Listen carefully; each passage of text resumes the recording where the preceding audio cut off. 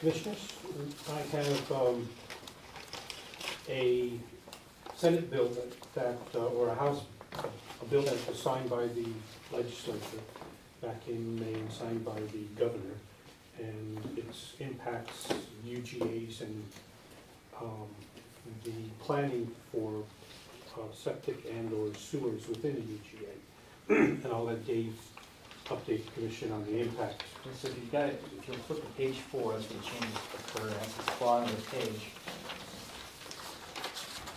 Do we have the extras for? Yeah.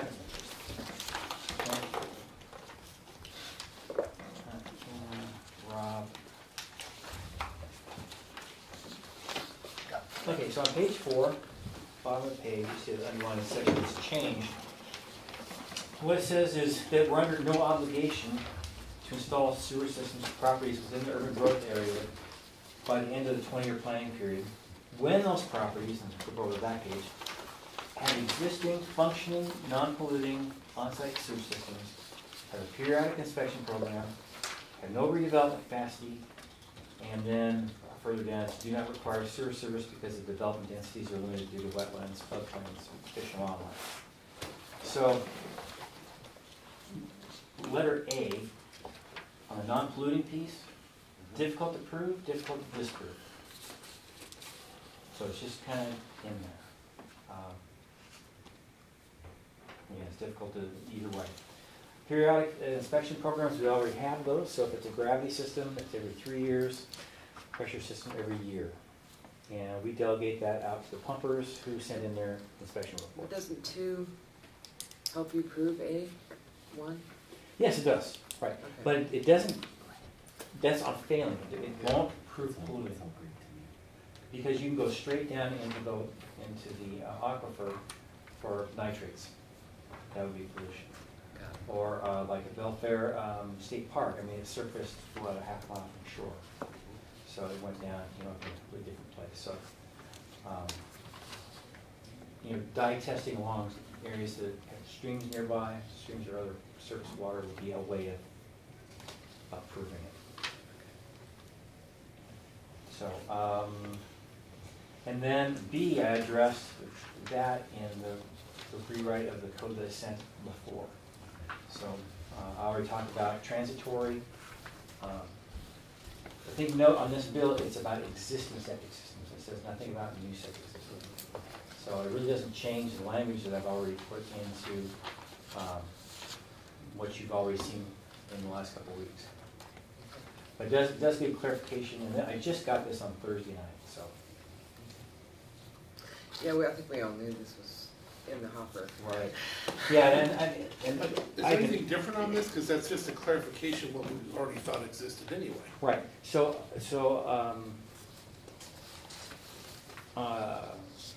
under section 36 for the Growth Management Act, it does have a piece in there about services, urban services outside UGA, rural services inside UGA. And this just, I think, gives more clarification on that. Okay.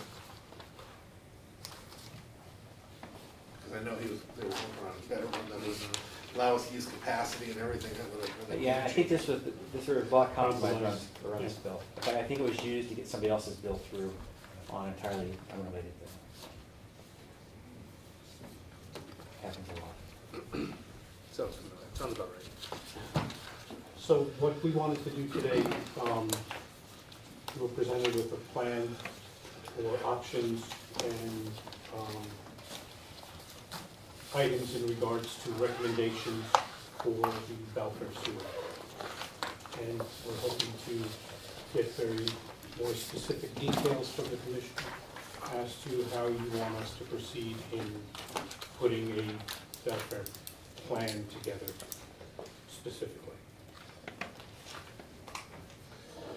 Okay, so I went through the recommendations and tried to break it down into what I thought were some short-term goals that we could attain here in the very near future. And then I broke it down further into medium and long-term, because I think some of these are going to have to be ongoing, as we go through this process. And so the only one that I didn't address, because I I think we've already addressed it, was number one was to extend the terms of the sewer debt. You know, we did not choose to move forward earlier this year on the refinancing, and so that one I think is still kind of, I mean, more or less addressed already, unless another option would come available, I think, from ecology or commerce or whatever, you know, to rework some of that debt, which does not appear on the horizon right now. So for me, that one's still hanging out there. But for the time being, I think we've addressed it adequately. In any scenario, extending the terms, whether it's coming from the Department of Ecology or internally, where we go out into the market to take some of the Department of Ecology loans and put them into longer general obligation bonds, is going to incur additional cost in any scenario that we look at. And at this point, that has been the decision, is at this point in time not to look to extending those terms. So then I'll just go through the short-term ones that I thought make sense. Number 2, I think, is a short-term item that we could take on.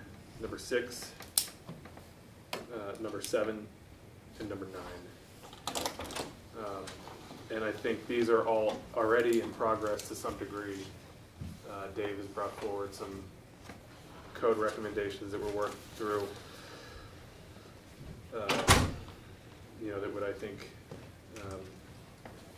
take care of some of those items. As far as, there are a lot of mid-range, and I think when we talk about mid-range, I mean, that's not necessarily a 6-month kind of projection, but even, you know, maybe beyond that. You know, is number 4, and I think we, you know, number 5. That's going to take some. That's going to take some work. Number 8, 10, 11, 12, and 13. All of these things are going to be kind of contingent upon how the legislative session ends up. All of these things are going to. Some of these are going to be determined by funding that we've requested, whether it be ecology grants and loans or capital budget funding. So I think these are our mid-range items that we need to take on. More of a long-term / mid-range would be number 3, the ULID option to raise funds for a special assessment that has been talked about a little bit.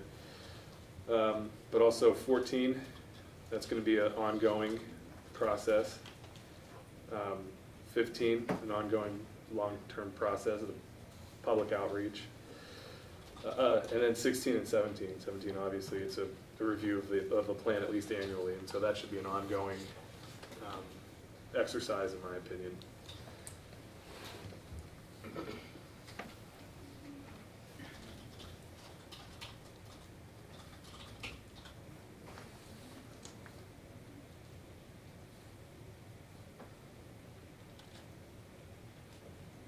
Did you include 10 with the mid-range?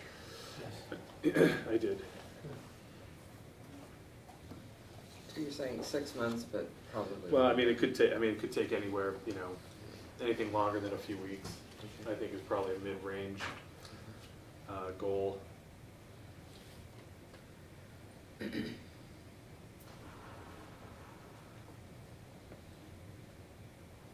know, I mean, like, there's an example. You look at number 9. It's a letter. I think that's something we could probably, you know, have in the process. You know, working here in the next 2 weeks. Yeah, I mean, a pretty quick turnaround on that. Some of the other things we've already started to address via code. And we do have the 500, code regarding 500 pending, the tanks removal. Mm-hmm. And I know Commissioner Jeffries, you in particular, you've talked about number 2 a lot, dedicating you know, those funds to debt service. So I feel like we've had that conversation enough. And it's a function of implementing it. Right. Of Adopting it the in the 5 budget. years or whatever. How many years do you think that is what we're being asked to call a commitment. Mhm. Okay. Okay. Well, I didn't do the long-term short. No, I think our brains So kind of I'm work. assuming the only one that you're not in favor of is item 1. Right, I mean, and I think because we've already, as a finance committee and then in conversations with the commission, sure, I think the upfront savings would be beneficial, but the long-term increase to the debt, I don't think is palatable right now. Okay. So, I believe, I agree, all of these need to be done. And so on the short-term, long-term, I didn't do that. I could just let you know that I'm thinking about the 10, 11, 12, 13. To me, that's kind of a all-in-one. Or not the 11, but 10, 11, 12, and 13 are all, Also, Isn't 10 and 13 the exactly same, the that's what I was same? gonna say, 10 and we can cross one thing off our list right away. 10 and Exactly the 13, same. we can accomplish at the same time. Okay. All right. That's right. I didn't catch that, but I forgot to mark it. But yeah, I agree. I agree 100% actually. One is the only one that I'm pretty adamantly against. I'm not, number 3, very much long-term. I wouldn't worry about that too soon. What I didn't see here was the sales tax that was brought up someplace else, for the public safety sales tax. But that was brought up someplace else, for the sanitary sewer, What, bro? Mhm. I think it was brought up and it's in here. as a part of this conversation, but it wasn't part of this list, because it came up as we discussed Got it, okay, this list. okay. I think that probably then comes to be when we start talking about, where we would like to go next, based on development potentials. And then we have to get to the funding part of it, so that potentially this is an add-on once we determine where and what the cost is. Or potentially would be part of our share of the PSIC hookup, Mhm. so that might be a sub-ladder. Okay. On that topic briefly, I heard from the director of Bremerton the other day, and he indicated that they would be a willing partner to the Good. one extent or another. He kind of low-ended it, but he put it on the table, I didn't. Oh, good, Yeah. good. Mhm. And I think with that, we'll see some clarity in the next few weeks as the legislature finishes their work. I think there's a lot of just, I wouldn't say there's a pause, but I think, I think a lot of different organizations and agencies are just trying to anticipate what to expect over the next few weeks. So, I think we'll be able to revisit that. Mhm. Okay. Give you that, Commissioner? Okay. Here's where I disagree. I'd like to have some money available so we can do some other stuff. I do think the idea of extending the terms on the debt is a positive thing, especially for the amount that it would cost right now in the long term to be able to bring in $300,000 back into working capital. We're gonna be needing more money as it comes now for upkeep and some other things that come before us. But the amount of stress we're putting on wheat and everything is becoming way too much. If we're gonna go ahead and do that, which, don't get me wrong, I'd love to have my committee have it all paid off, and let's not do anything on that, but if we're gonna do it, please let's put it into some form now, so I don't have to worry about it 5-7 years down the line, that it's gonna change on us. And then all the burden is put on Belfair all at one time. If we at least put in code and stretch it out there, I'll feel a lot more comfortable personally, For number 2? for number 2. Okay. Did you say 7 years? I don't know what it takes to 5 pay to it off. 7 years. Yeah. So when you say to pay it off, To put us in a point to where we should be able to cover it. If we're not gonna move, that will depend on the volume of customers in that's the correct. system. So you can develop that relationship in such a way that it says, when you get to a point where those funds are no longer necessary, they can be. I'm good with that, removed. yes. Okay. Now, with the idea that, I'm sorry.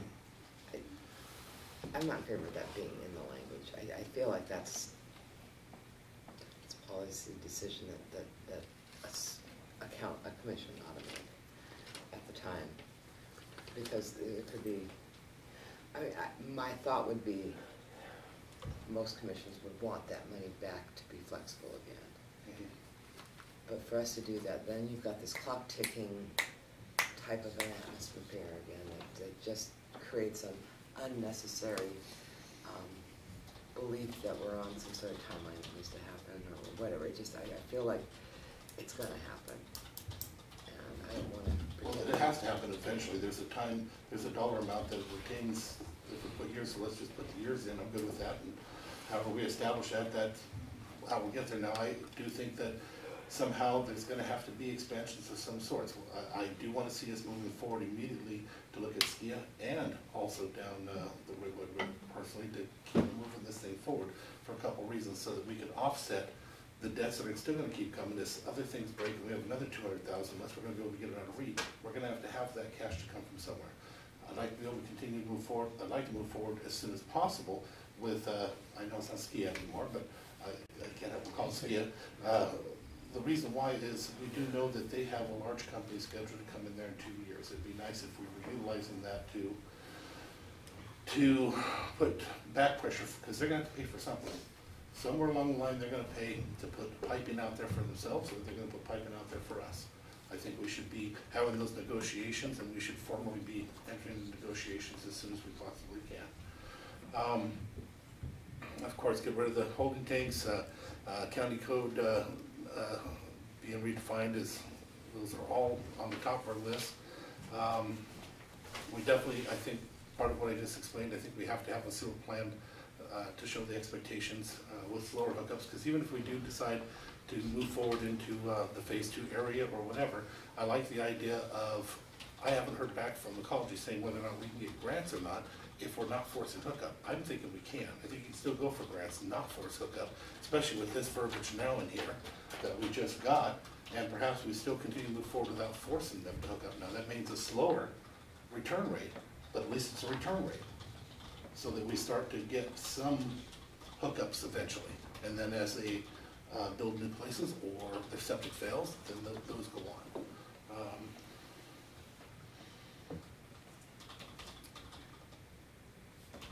Let's see, better market rate, all that, like I said, I think we should move in with them immediately. Continue to practice public outreach, I think we should. Develop plan for comprehensive countywide governance for sewer and water utilities. All the stuff that you gave us said over and over again, we should be looking at that in the first place. We kind of already done it, but we haven't done it officially. We just did it. We put everything together, started allocating dollars out of everything. We've got a couple of documents. We've got the EIS, we've got the addendums to the EIS, we've got addendums to the addendums, and it's defined in a number of different documents. What this is recommending is that we put a comprehensive document together and put a plan as it relates to the sewers. And that puts us, is that the intention of that number 16 would then put us into where we have the same rates across? We'll have a conversation, not necessarily the same rates, but you would utilize a mechanism that is consistent with all of the utilities. Rates are related to the age of the equipment and debt service and things of that nature. But a countywide utility. But a countywide utility program that develops how we come up with the rates consistently amongst all of the utilities. One of the examples that was used is like a public utility has a service fee. They charge each and every customer above whatever they have for their comprehensive investments in the area. So again, I would feel really comfortable if we were to put that stuff in writing for how much for the REIT and stuff like that. My biggest worry is that we don't do long enough out if we're gonna do this, that eventually it all falls at one time with a different commission in the future for some crazy amount that they could never afford because they didn't do all the work we're doing now. That's one of my biggest fears. Part of what is going to happen is, as we're reviewing this annually, we're gonna be peeling the need for that $650,000 off. In other words, what I mean by that is, 1 year to the next, we may not need 650, we may need 600. 2 years from there, we may not need 600, we may need 500. So that would be a part of the analysis on an annual basis to say how much are we going to need for next year. But at the very least, the maximum at this point in time is 650. At this point in time, but also we got a situation where, let's say we try to take one of those filter systems that's sitting in the connexes and start to hook them back up, and we have a total, some other collapse that costs us another 200,000, we need to be able to have that, and we have nothing, there is no reserves. There are no capital reserves at all. today.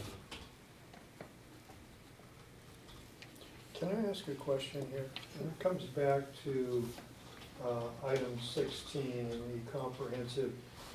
Some terminology was kind of intermixed there, and I'm looking for clarification.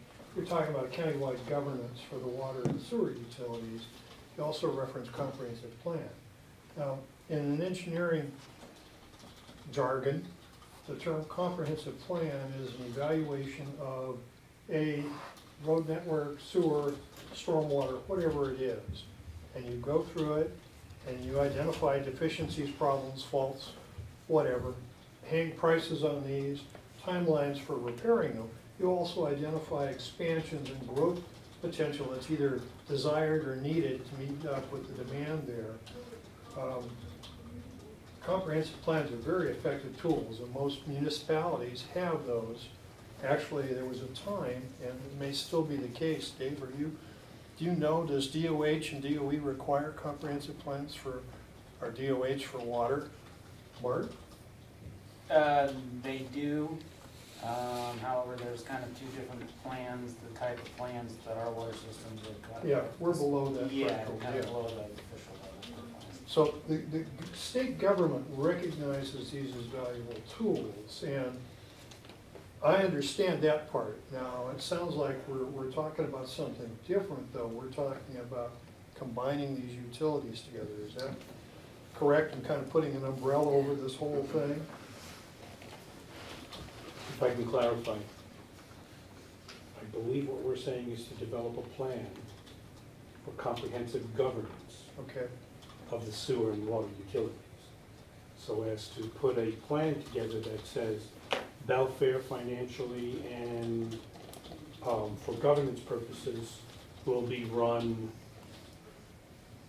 in such and such a manner.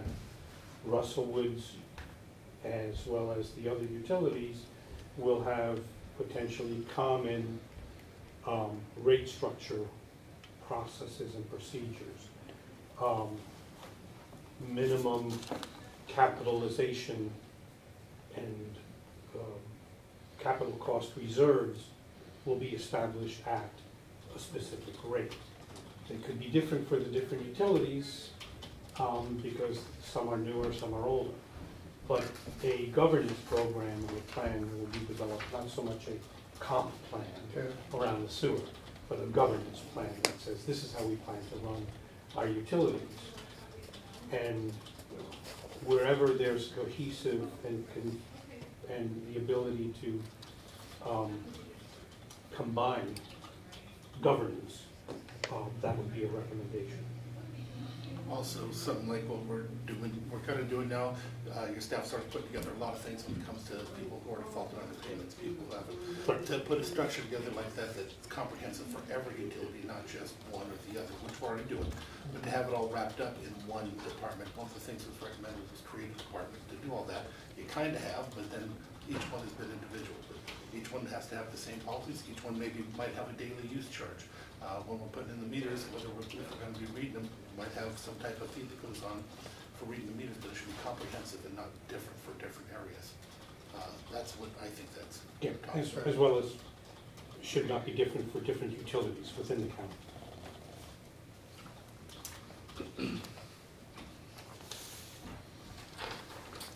So I think we have what we're looking for. And so it's the thought that these recommendations would then be expanded into, A plan, A plan, a okay. more formalized plan, if I can call it a plan to plan, because that's exactly what this is gonna be, and then put timelines out there to say, these will be accomplished in this short time frame. These will be in this midterm time frame. Who, how, and then I'll put a process together with responsibilities as to who's gonna complete this one. So we'll create that document now that we have this, and then come back with a robust. And one thing that's kind of unsaid, but I think we all assume, an actual working document that shows how much money going in, money going out for payments, what our future is, what we have expectations of revenue coming in compared to the future. Yeah, it'll have a financial Full plan so we component can to it. get the auditor satisfied number back.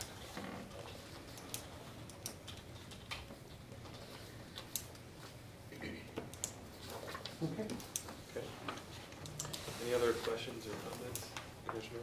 no. I just wanna thank Bart for the work he did on the different ways to look at the cost and what we get to expand in different areas and this, Sure. yeah, especially on the, yeah, this was good work. I can't remember where that. Yeah, you got, no? No, it was, It's there. it was that table about This is There it by is. far the most comprehensive. the cost per Background. gallon, capital Yeah. cost per gallon. Yeah. I'm a little curious about the, you know, how you determined how many hookups you'd have. Because that's the one number that's not on Right, there. this Belfair, so in the, it was the 2007 Murray Smith Belfair sewer plan. They looked at the different areas and they identified Is how that in much here flow. too? Because I was looking at SCS's.